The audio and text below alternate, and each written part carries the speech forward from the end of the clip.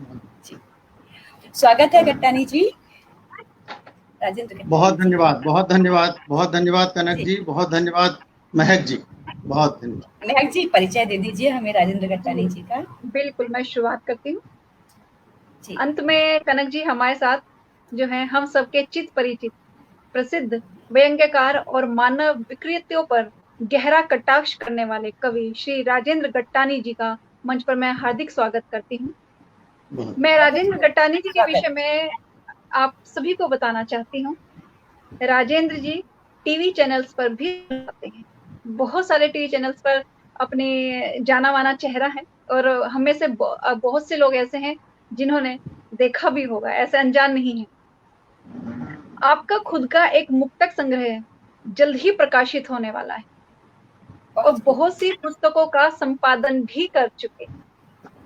बहुत सी पुस्तकें जल्द ही प्रकाशित होकर हम सबके बीच में भी आने वाली।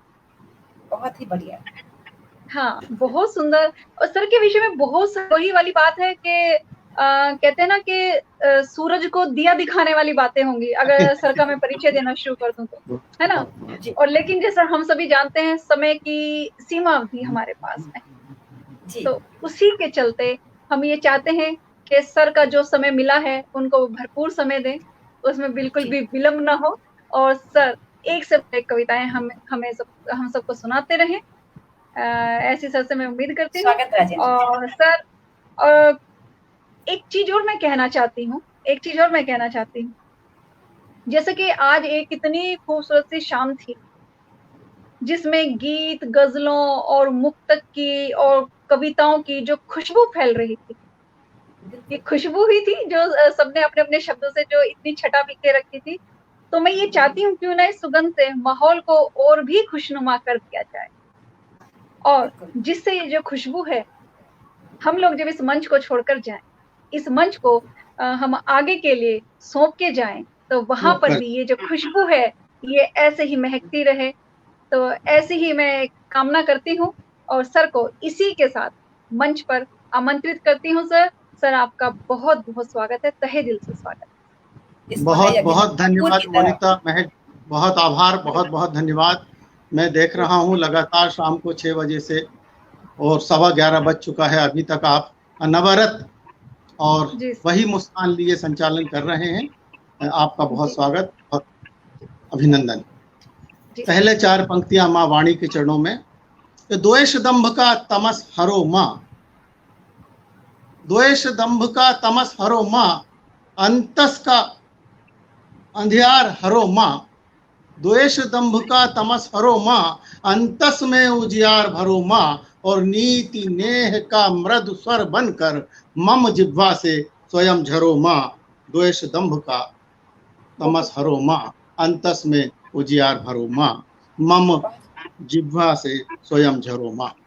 और मैं बहुत बहुत आभारी हूँ, बहुत धन्यवाद देता हूँ कि माँ भारती कविता महायज्ञ के इस आयोजन में जो 31 अगस्त से और 14 सितंबर तक अनवरत चल रहा है, जिसमें 15 दिन 360 घंटे लगातार ये पाठ चल रहा है और देश विदेश के लगभग 500 से अधिक काव्यधर्मी इस महायज्ञ में अपनी आहुति दे रहे हैं। और इस दुष्कर कार्य को सुगम बनाने की जो भी बीड़ा इस टीम ने उठाया है, जिसके अध्यक्ष आदरणीय डॉक्टर हरीश नवल जी हैं, पूनम सागर जी जिसकी प्रबंध निदेशक हैं, नरेश चंद जी जोशी मैजिक मैन जिसके निदेशक हैं, और नीता जी जिसकी सह निदेशक हैं, इनके साथ की सारी टीम को मैं बहुत बहुत बधाई देता हूं, बहुत अभिनंदन करता हूं। और चलिए मित्रों, चूंकि कविता महायज्ञ है तो कविता क्या है, 4 पंक्तियों में कविता को परिभाषित करने का प्रयास किया है। अपने एक मुक्तक के साथ में काव्य पाठ का प्रारंभ करता हूं कि सूरा को भक्ति बनी कविता, सूरा को भक्ति बनी कविता, मीरा की प्रीत पुकार बनी। सूरा को भक्ति बनी कविता, मीरा की प्रीत पुकार बनी। और भूषण के भावों में कविता ही दुश्मन को ललकार बनी। क्या पूरा बात है। भक्ति बनी कविता, मीरा की प्रीत पुकार बनी, और भूषण के भावों में कविता ही दुश्मन को ललकार बनी। और तुलसी ने जब मानस रचकर, तुलसी ने जब मानस रचकर, तुलसी ने जब मानस रचकर अपने प्रभु का यश गान किया। तुलसी ने जब मानस रचकर अपने प्रभु का यश गान किया, तो कवि के ही में उपजी कविता जग की फिर तारणहार बनी। तुलसी ने जब मानस रचकर अपने प्रभु का यश गान किया, तो कवि के ही में उपजी कविता जग की फिर तारणहार बनी। कवि के ही में उपजी कविता जग की फिर तारणहार बनी। भाई संदीप माहेश्वरी, पुनीत शुक्ला जी, मुकुंद चांडक जी, आदरणीय नीता जोशी जी, आप सभी का बहुत बहुत अभिनंदन। और टिप्पणी जो मुझे दिख गई मैं नाम ले पा रहा हूँ। बाकी नाम लेने की जिम्मेदारी महक जी की है, कनक जी मुझे मिलेंगी। सुरेखा जी, आपका बहुत बहुत आभार। और कविता क्या है, जो मैंने आपको कविता की परिभाषित करने की प्रयास किया, और कविता करती क्या है महक जी, ये देखिए जी। स्वागत। कि मानव के मन को मानस को खूब टटोला करती है। मानव के मन को मानस को खूब टटोला करती है, और तोल मोल करती नजरों से फिर मुंह खोला करती है। बहुत क्या बात है। मानव के मन को मानस को खूब टटोला करती है, तो तोल मोल करती नजरों से फिर मुंह खोला करती है। और सज्जन को देती प्रशस्ति, सज्जन को देती प्रशस्ति पर दुर्जन पर आक्रोशित हो। सज्जन को देती प्रशस्ति पर दुर्जन पर आक्रोशित हो। एक निर्भीक कलम से निकली कविता बोला करती है। सज्जन को देती प्रशस्ति पर दुर्जन पर आक्रोशित हो। एक निर्भीक कलम से निकली कविता बोला करती है। और कविता क्या बोलती है? दुष्यंत ने कहा था कहीं एक जगह कि यहाँ तक आते आते सूख जाती हैं कई नदियां। यहाँ तक आते आते सूख जाती हैं कई नदियां, मुझे मालूम है पानी कहाँ ठहरा हुआ। वही दुष्यंत जो राजनीति के कर्णधारों पर ये कटाक्ष करते हैं, वही जनता को जागृत करने की पंक्तियां भी लिखते हैं। और तब कहते हैं कि गिड़गिड़ाने का यहाँ कोई असर होगा नहीं। क्या बात। गिड़गिड़ाने का यहाँ कोई असर होगा नहीं, पेट भरकर गालियां दो, आह भरकर बद्दुआ। तब बहुत बढ़िया। ये जो जागृति का संदेश हमारे पूर्वज कवियों ने दिया है, तो इन्हीं से प्रेरणा लेकर कुछ कहने की कोशिश कर रहा हूं। और वो हिम्मत है कि जो चार पंक्तियां कह पा रहा हूं कि हमें लाचार कर पाई नहीं कोई असरदारी। हमें लाचार कर पाई नहीं कोई असरदारी, नहीं है भाट जो गाते रहेंगे राग दरबारी। क्या कवि भाट नहीं है, कवि का काम जन चेतना का है कि हमें लाचार कर पाई नहीं कोई असरदारी, नहीं है भाट जो गाते रहेंगे राग दरबारी। अरे बखाना है अगर सद्गुण तो दुर्गुण भी बताएंगे। बखाना है अगर सद्गुण तो दुर्गुण भी बताएंगे, भले परिणाम पड़ जाए हमें फिर भोगना भारी। हमें लाचार कर पाई नहीं कोई असरदारी।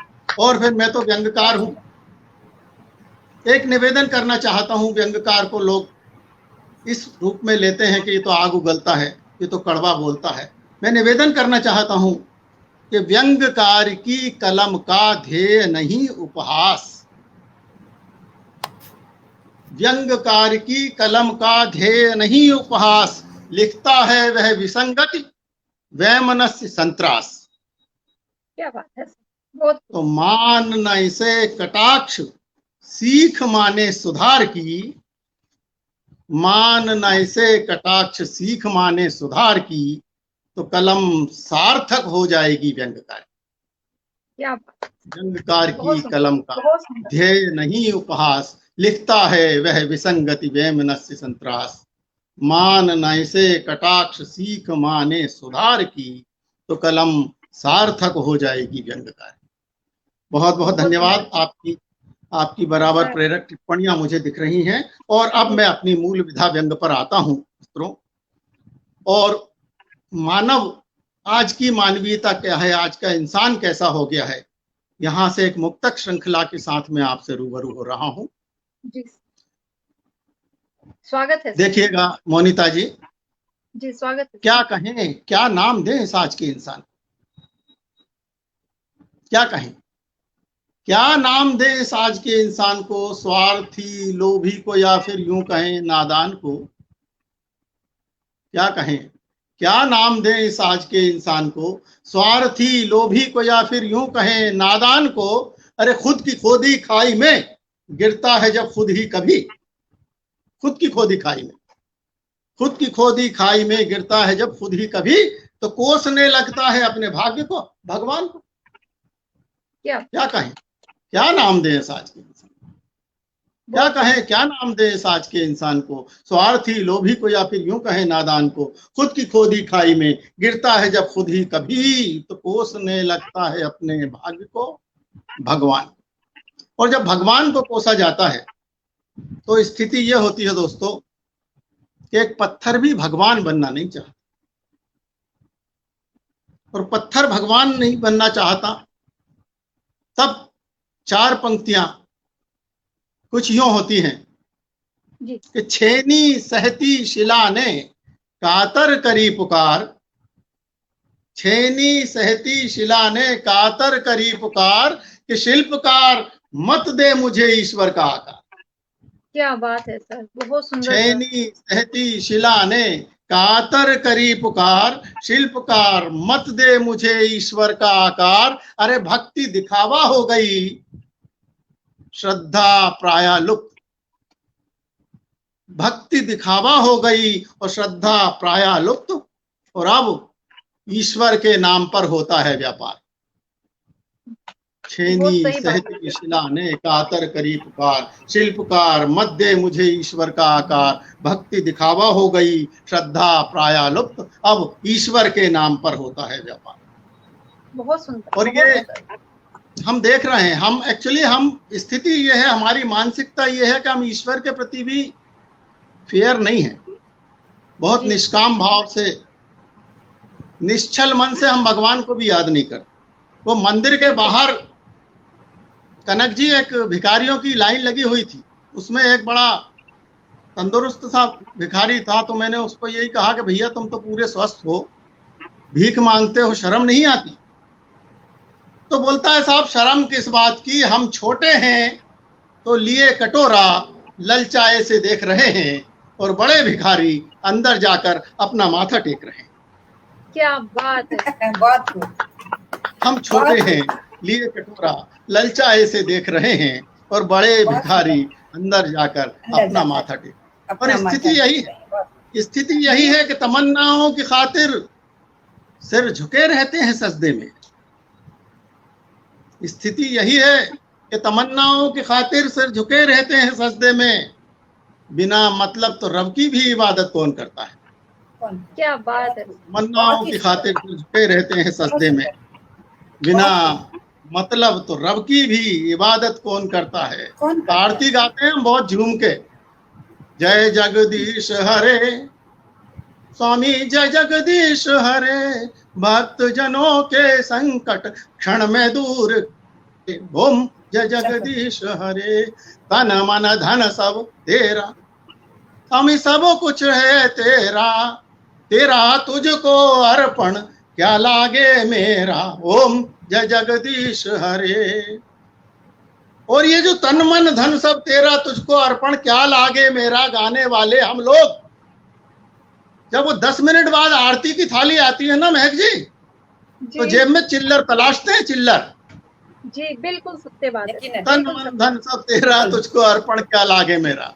हम भगवान के यहाँ जाते हैं, कामनाओं के लेके जाते हैं, कमिटमेंट करते हैं, मन्नत मांगते हैं भगवान से, कमिटमेंट करते हैं प्रभु से कि भगवान हमारा ये काम हो गया तो हम इतना आपके यहाँ बिल्कुल निर्माण कार्य करा देंगे, ये कर रहे हैं। वो कमिटमेंट 11 रुपए से लेके 11 लाख तक हो सकता है कुछ भी। जी, बिल्कुल सही कह रहे हैं सर आप, बिल्कुल सही। और वो कमिटमेंट ईश्वर की कृपा से पूरा मतलब वो हो जाता है, वो कार्य सिद्ध हो जाता है, शुद्ध हो जाता है। तो हम उस काम को करते भी हैं, निर्माण कार्य का अगर हमने संकल्प लिया है तो वो पूरा भी करेंगे। बिल्कुल सही। लेकिन वो जो भगवान से कमिटमेंट किया कि साहब हमारा ये काम हो गया तो हम 11 लाख का काम कराएंगे, या ये कक्ष का निर्माण कार्य कराएंगे, या ये हाल बना देंगे, तो अब वो भगवान को कमिट किए हुए पैसे से जब हम निर्माण कार्य करते हैं तो उसमें एक बहुत बड़ी सा शिलालेख लगता है कि जी, पूज्य पिताजी बिल्कुल। राम खिलावन जी एवं माताजी कस्तूरी देवी की स्मृति में पुत्रगण धनीराम, हेतराम, सुखराम और भोगीराम तथा पौत्रगण धर्मेंद्र, जीतेंद्र, हीरेंद्र और धीरेंद्र ने श्रद्धा पूर्वक प्रभु के चरणों में भेंट किया। बिल्कुल सत्य कह रहे हैं सर। बिल्कुल। मोनिता जी, वो तो पौत्र के बाद में प्रपोत्र हुए नहीं थे, नहीं तो उनका नाम भी होता चुन्नू, मुन्नू और टुन्नू। बिल्कुल सर, बिल्कुल सर, सहमत हूँ मैं, सहमत हूँ। तो भगवान के यहाँ जाके भगवान से कमिटमेंट करके और वो जो निर्माण कार्य करा रहे हो तो वो तो ईश्वर के पैसे से है। बिल्कुल। आप क्या करा उसमें, आपका क्या। लेकिन नहीं, मुझे याद आता है, कहीं पढ़ा है, विद्वानों से सुना है कि तुलसी और रहीम का समकालीन थे दोनों। रहीम कवि का रोजाना का दान का नियम था और वो दान देते समय लगभग आंखें नीची करते थे, वो ये नहीं देखते थे कि मैं किसको दान दे रहा हूं। जी। तुलसीदास जी ने एक दोहा लिख के एक पुर्जा भेजा कि ऐसी देनी देन जू कित सीखे हो सैन, ऐसी देनी देन जू कित सीखे हो सैन, ज्यों ज्यों कर ऊंचे करो त्यों त्यों नीचे ने। क्या बात। बहुत- तब अब्दुल रहीम खान खाना यानी कवि रहीम का जो जवाब पुर्जे में पहुंचा था, वो जवाब था कि देनहार कोई और है जो देवत दिन रैन, लोग भरम हम पर करें याते नीचे ने। क्या बात। तो दान की भावना तो ये होना चाहिए कि हम निष्काम भाव से बिना यश लिप्सा के दान दें। तब कहता हूं, 4 पंक्तियां देना चाहता हूं। बहुत धन्यवाद भाई मुकुंद चांडक जी, बहुत धन्यवाद संदीप, बहुत धन्यवाद संदीप मिजाजी जी, बहुत धन्यवाद नीता जी आपका बहुत धन्यवाद। तब 4 पंक्तियां कहना चाहता हूँ। हरीश रावल जी बहुत जी हरीश जी बहुत बहुत धन्यवाद, बहुत धन्यवाद। तब 4 पंक्तियां कहना चाहता हूं। महक जी, कनक जी सुनिएगा कि आप यश की कामना से दान करना छोड़ दें। जी। आप यश की कामना से दान करना छोड़ दें और परोपकार कर अभिमान करना छोड़ दें। आप यश की कामना से दान करना छोड़ दें और परोपकार कर अभिमान करना छोड़ दें, तो दूसरे गुण गाएंगे एक दिन यकीनन आपका। दूसरे गुण गाएंगे एक दिन यकीनन आपका। आप खुद अपना अगर गुणगान करना छोड़। क्या बात है। और बहुत सुंदर यश की कामना से भी है ये। आप यश की कामना से, बहुत धन्यवाद, बहुत धन्यवाद, बहुत धन्यवाद। आप यश की कामना से दान करना छोड़ दें और परोपकार कर अभिमान करना छोड़ दें। बहुत सुंदर। लेकिन हम तो हमारे स्वार्थ कहाँ छोड़ पाते हैं। जी। धर्म की, सत्य की, नीति की, न्याय की, सदाचार की, परोपकार की, दया की, क्षमा की, करुणा की, प्रेम की बातें करेंगे। जी बिल्कुल। बातें हम सब करते हैं और सबका दिखावा भी करते हैं। लेकिन स्थिति यह है कि अपने स्वार्थ से हम ऊपर उठ नहीं पाते। जी। हमारे स्वार्थ के आगे ये सारे सद्गुण बेईमानी हो जाते हैं। तब कहता हूं कि त्याग समर्पण की सेवा की मर्यादा की सीख अमर। त्याग समर्पण की सेवा की मर्यादा की सीख अमर शेष रही व्याख्यानों में या मंदिर की दीवारों पर। क्या त्याग समर्पण की सेवा की मर्यादा की सीख अमर शेष रही व्याख्यानों में या मंदिर की दीवारों पर। और राम सदस्य आदर्श ढूंढते हैं हम औरों में, लेकिन राम सदस्य आदर्श ढूंढते हैं हम औरों में, लेकिन खुद अंतस में पाल रहे हैं लोभ मोह का दशकंधर। बहुत राम सदस्य आदर्श ढूंढते हैं हम औरों में, लेकिन खुद अंतस में पाल रहे हैं द्वेष दंभ का दशकंधर। हमारी स्थिति है क्या? हमारी मानसिकता क्या है?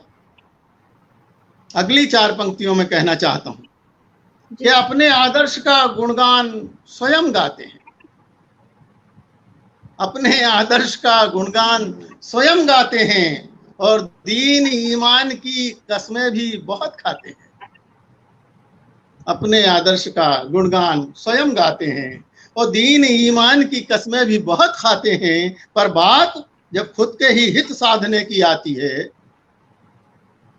तो लोग मतलब के लिए हद से गुजर जाते हैं। क्या बात है सर, बहुत सुंदर सर। अपने आदर्श का बहुत धन्यवाद। अपने आदर्श का गुणगान स्वयं गाते हैं, दीन ईमान की कसमें भी बहुत खाते हैं, बात जब खुद के ही हित साधने की आती है तो लोग मतलब के लिए हद से गुजर जाते हैं। दरअसल है क्या कि हमारे चिंतन को इतना सीमित कर दिया हमारे स्वार्थ ने कि वसुधैव कुटुंबकम वाली हमारी संस्कृति में परिवार की परिभाषा भी इतनी सीमित हो गई। जहां वसुधैव कुटुंबकम की संस्कृति थी हमारी, वहां हमारे परिवार की परिभाषा भी इतनी सीमित हो गई है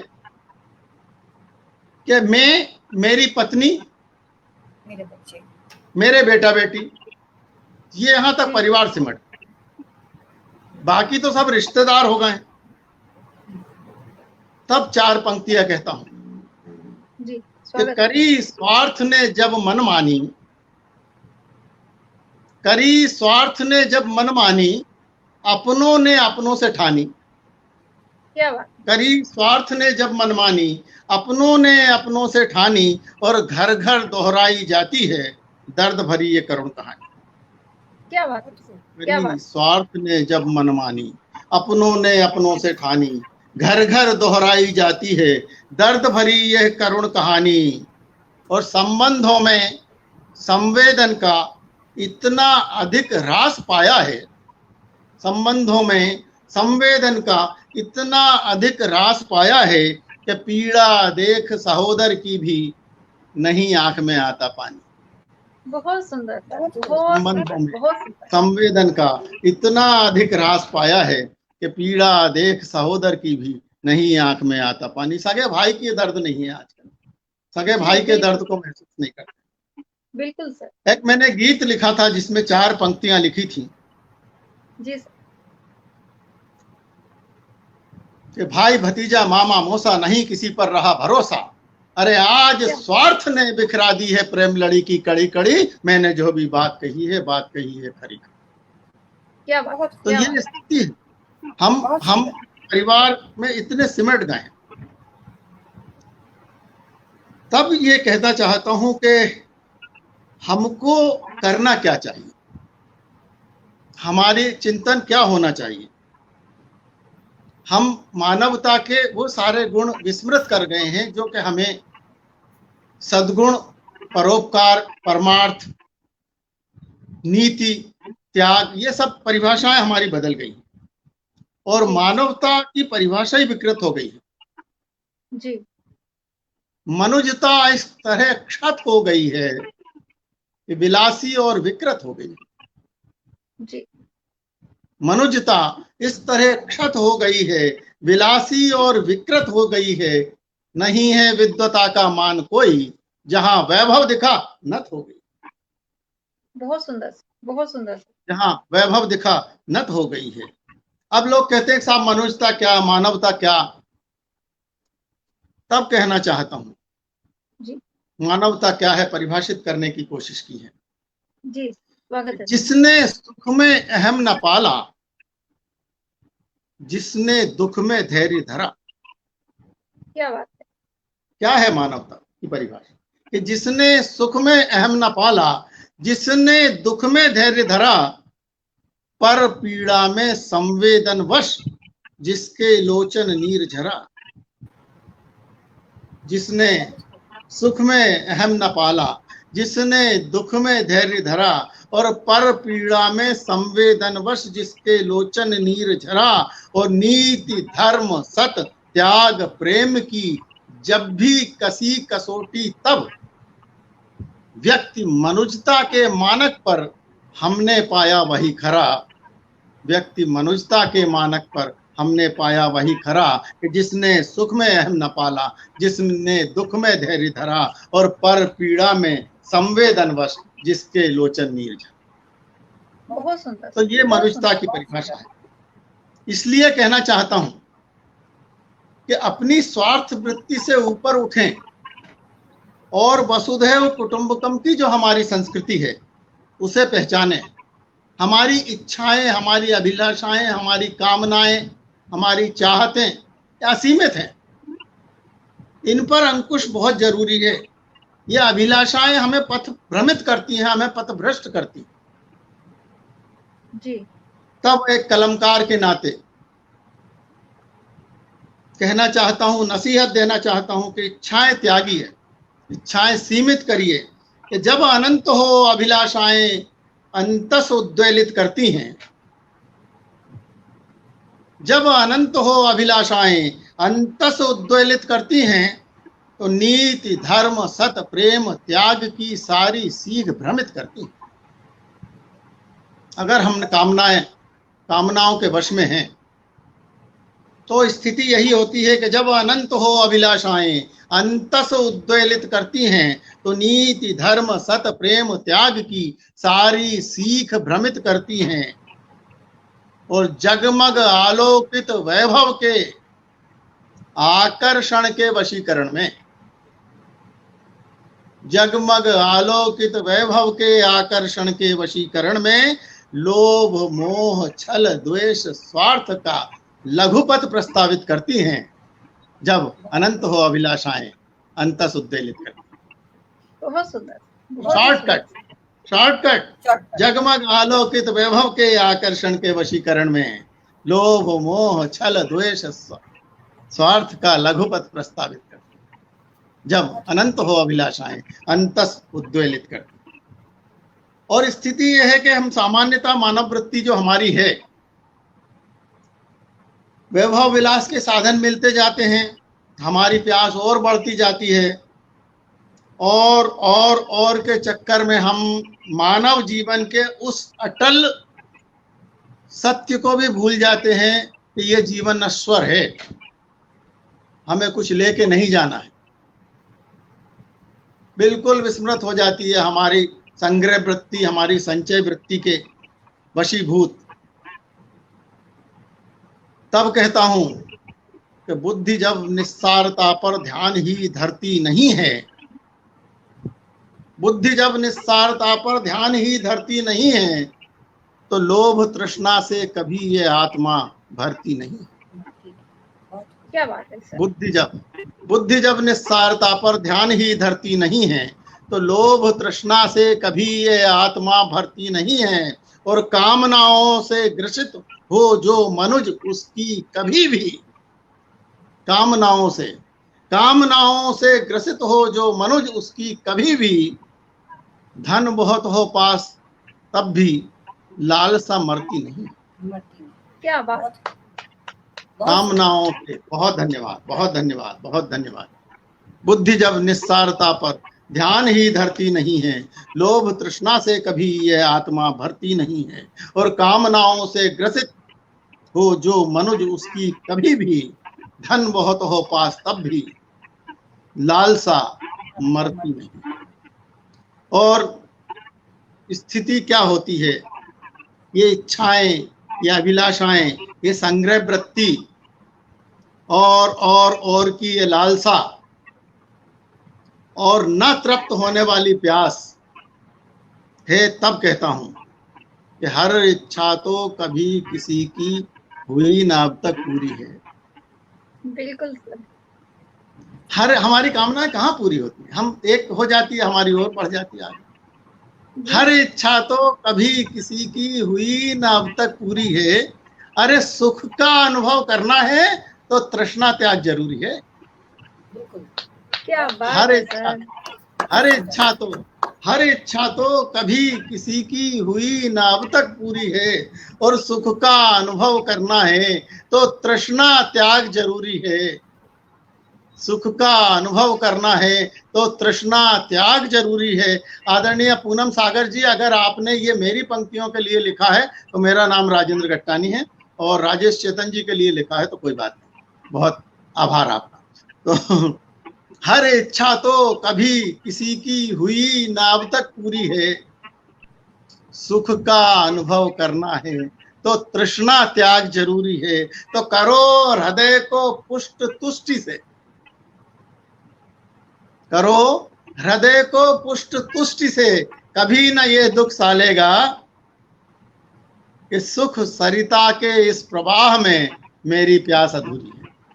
क्या बात है सर, क्या हर बात, इच्छा क्या तो, बात। हर इच्छा तो कभी किसी की हुई ना अब तक पूरी है, सुख का अनुभव करना है तो तृष्णा त्याग जरूरी है। और करो हृदय को पुष्ट तुष्टि से, कभी न ये दुख सालेगा, सुख सरिता के इस प्रवाह में मेरी प्यास अधूरी है। और बहुत सुंदर सर। कहना चाहता हूँ, आप दोनों मेरे बड़े सहारे हैं इस समय, क्योंकि टिप्पणियां बहुत कम मिल रही हैं। बस आपकी ताली और आपकी वाह मुझे प्रोत्साहित कर रही है, प्रेरित कर रही है कि मैं अपना काव्य पाठ आगे बढ़ाता रहूं। आपका बहुत बहुत धन्यवाद, बहुत आभार। कनक जी, महक जी, मैंने तो आपको व्हाट्सएप पे भी लिख ही दिया था कि आप ही का सहारा रहेगा। 11:15 से 12 के बीच में श्रोताओं की संख्या निश्चित रूप से कम रहती है। तो खैर, जी सर। तो हमें ये नहीं भूलना चाहिए, कहना ये चाहता हूं कि हमें ये नहीं भूलना चाहिए कि ये मानव जन्म हमें जो मिला है ये ईश्वर की बड़ी 84 लाख योनियों में। मैं व्यंग के साथ साथ सामाजिक चेतना का, जन जागरण की बात भी करता हूं, और नैतिक मूल्यों की बात भी करता हूं, मानवीयता का पक्षधर भी लोग मुझे कहते हैं। और मैं क्या करता हूं, मैं कुछ नहीं करता हूं, जो माता भगवती वीणा पाणी मेरी लेखनी से लिखा देती है मैं वह लिखता। तो मानव जन्म हमें मिला है 84 लाख योनियों से मुक्ति पाने, जन्म मरण के बंधन से छूट सकते हैं हम मानव जन्म। हम सुविधा साधनों में सुख तलाशते हैं, धन दौलत और ऐश्वर्य को हमने सुख का पर्याय मान लिया है, जबकि हमारे पूर्वजों ने कहा कि जब आए संतोष धन, सब धन धूर समान। क्या बात। और हकीकत भी है, हकीकत भी है। ये 4 पंक्तियों के माध्यम से कहना चाहता हूं कि धनी राम को सुख न दे सके उसके बंगला कोठी, धनी राम को सुख न दे सके उसके बंगला कोठी, और फकीरा खुश है कि मिल गई आज उसे फिर रोटी। क्या बात है सर। धनी राम को सुख न दे सके उसके बंगला कोठी, और फकीरा खुश है कि मिल गई आज उसे फिर रोटी। तो देख किसी के सुविधा साधन, अपना सिर मत कूटो, राम नाम सच्ची दौलत है, लूट सको तो लूट। क्या बात है, क्या बात है। बहुत धनी राम को सुख न दे सके उसके बंगला कोठी, और फकीरा खुश है कि मिल गई आज उसे फिर रोटी। तो देख किसी के सुविधा साधन, अपना सिर मत कूटो, राम नाम सच्ची दौलत है, लूट सको तो लूट। और फिर कहना चाहता हूं कि मुक्ति पाना है अगर भव बंधन से, इन 84 लाख योनियों के चक्कर से, तो इस जीवन की निस्सारता को समझो। बड़े भाग मानस तन पावा, मत इसको निस्सार करो। बड़े भाग मानस तन पावा, मत इसको निस्सार करो। परहित करो, हरो पर पीड़ा, ईश्वर का आभार करो। क्या बात। बड़े भाग मानस तन पावा, बहुत सुंदर। बड़े भाग मानस तन पावा, मत इसको निस्सार करो। अरे परहित करो, हरो पर पीड़ा, ईश्वर का आभार करो। और वंचित, पीड़ित और प्रताड़ित मानवता का दर्द यहाँ बुला रहा तुमको सदियों से, आमंत्रण स्वीकार करो। क्या बात है। बड़े भाग मानस तन पावा, मत इसको निस्सार करो।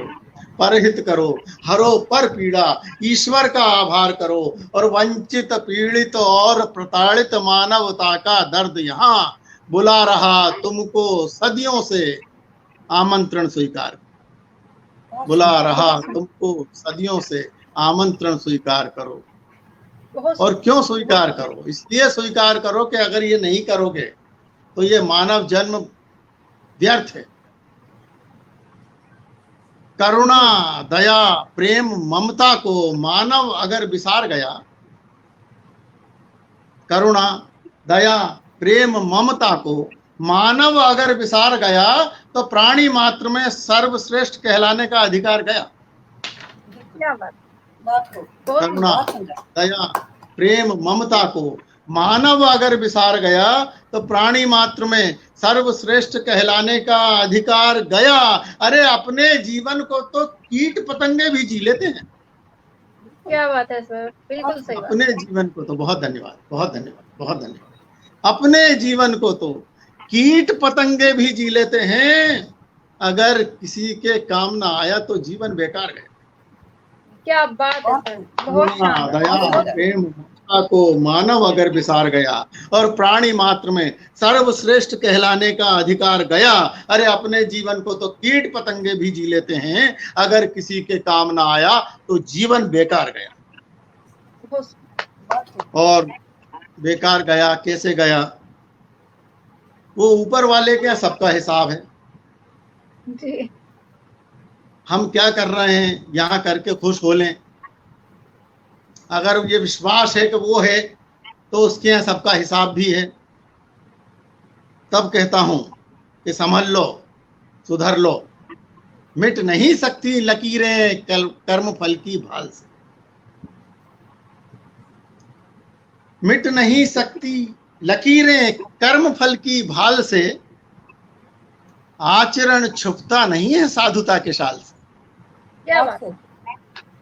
मिट नहीं सकती लकीरें कर्म फल की भाल से, आचरण छुपता नहीं है साधुता के शाल से। अरे छोड़कर दुष्कर्म मित्रों, पुण्य भी कुछ जोड़ लो। क्या बात है। छोड़कर दुष्कर्म मित्रों, पुण्य भी कुछ जोड़ लो। याद रखो सामना करना है एक दिन काल से। क्या बात है। मिट नहीं सकती लकीरें कर्म फल की भाल से, आचरण छुपता नहीं है साधुता के शाल से। और छोड़कर दुष्कर्म मित्रों, पुण्य भी कुछ जोड़ लो। याद रखो सामना करना है एक दिन काल से। याद रखो सामना करना है एक दिन काल से। याद रखो सामना करना है एक दिन काल से। मेरे घड़ी में ठीक 12 बज चुका है। हाँ जी सर, बिल्कुल 12 बज चुके हैं सर। और जैसे कि हमारी सीमा जो एक है वो भी खत्म हो चुकी है कार्यक्रम की सर। तो सर हम आपका पहले तो सर मैं और कनक जी मैं बड़ा शुक्रगुजार हूँ। मैंने जितना सोचा था उतना पूरा पढ़ पाया मैं इस समयावधि में। और सर आपका काल से सामना करवाने की मेरी अंतिम जो मुक्तक था, जीवन की नश्वरता को सामने लाने का, वो मेरा पूरा हुआ आज का काव्य पाठ। और मैं एक बार पुनः इस पटल का अंतर हृदय से आभारी हूँ। और आभारी आप दोनों बहनों का भी। आपने बहुत ही हौसला दिया और मैं बहुत आभार सर। आपके चेहरे की मुस्कान देख देख कर ही मैं अपना काव्य पाठ तरीके ये से हमारे पूरा लिए कर सर सका। बहुत बहुत ये धन्यवाद, हमारे लिए बहुत सौभाग्य धन्यवाद। की बात है सर, आपने इतनी बड़ी बात हम लोगों के लिए की सर, बहुत बड़े सौभाग्य की बात है हमारे लिए, क्यों कनक जी? बिल्कुल, कोई शक नहीं है।